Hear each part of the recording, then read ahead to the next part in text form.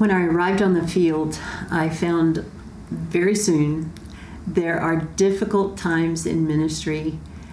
This is one that I never expected. Only a few weeks after I arrived in West Africa, I found that the family that I had come to help in their ministry, in their translation ministry, they were being asked to move to the United States.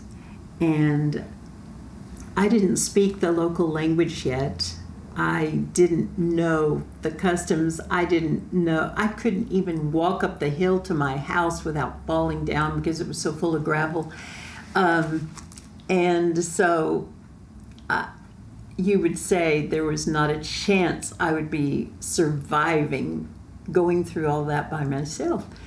But what happened is, after I got that news, I walked down a dirt path just a short distance, stopped and said, "God, what have I done?"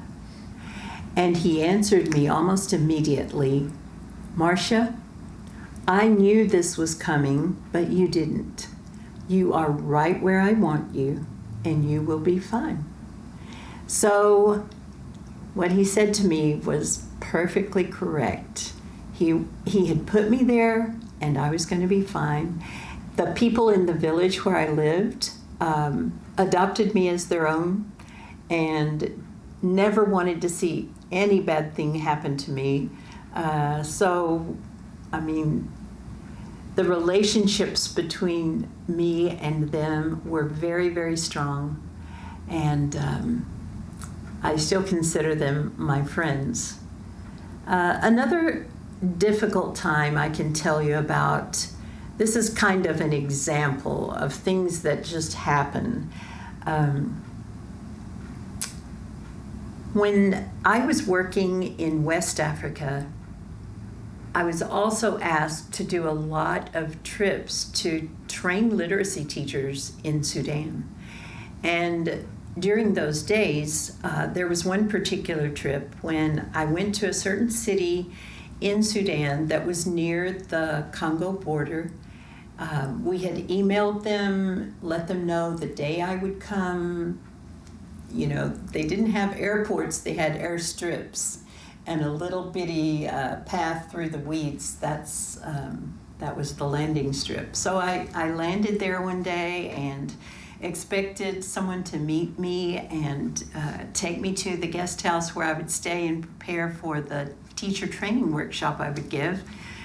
No one was there to meet me, and I sat in a chair and waited for an hour or so, and no one came. So a person asked me if I needed a ride, and they took me to the guest house, but they didn't trust the people who had invited me, and they stayed until it was certain that everything was going to be okay. I had a place to stay.